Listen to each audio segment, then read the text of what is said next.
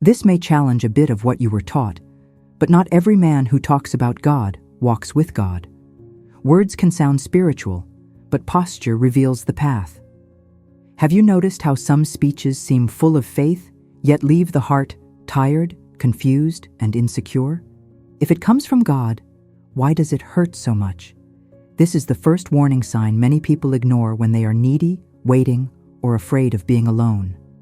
A man of God does not prove his faith by what he says, but by what he sustains. The Bible says in Ephesians 5:25, "Husbands, love your wives, just as Christ loved the church and gave himself up for her."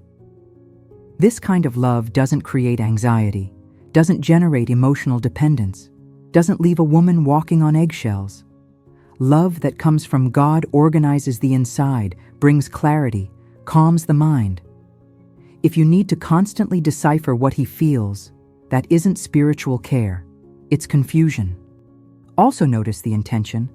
A man of God does not approach to consume attention, body, or affection.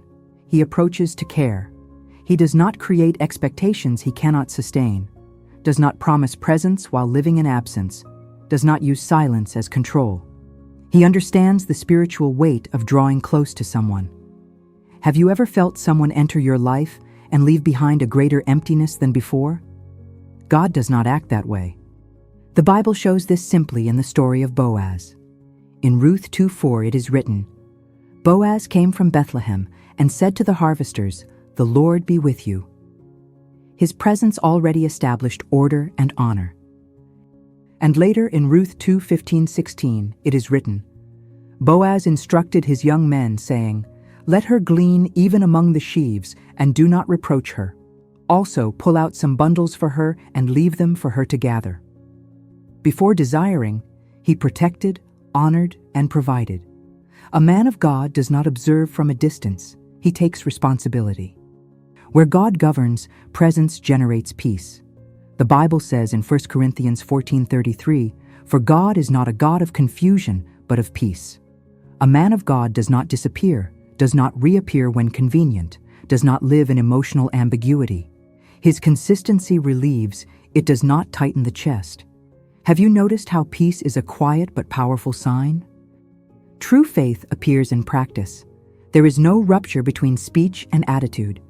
He does not use spirituality as performance, nor as an excuse for immaturity. Jesus was direct when he said, as written in Matthew 5:37, "Let your yes be yes, and your no, no." Clarity protects the heart.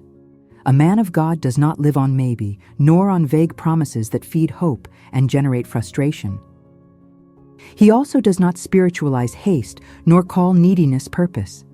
He respects processes, understands timing, and does not manipulate feelings with pretty phrases. Maturity is also fear of God.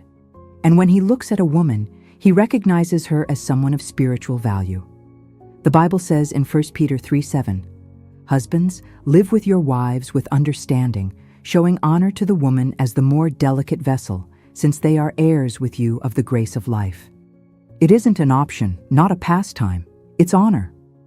In the end, it all comes down to this: what comes from God remains, sustains, and does not confuse. Firmness is the seal. Confusion is the sign of absence. Reflect sincerely. Which of these signs have you already lived, or are you still waiting to live? Share your experience with me in the comments. If this message brought clarity to your heart, leave a like and subscribe to walk with me in reflections that strengthen faith.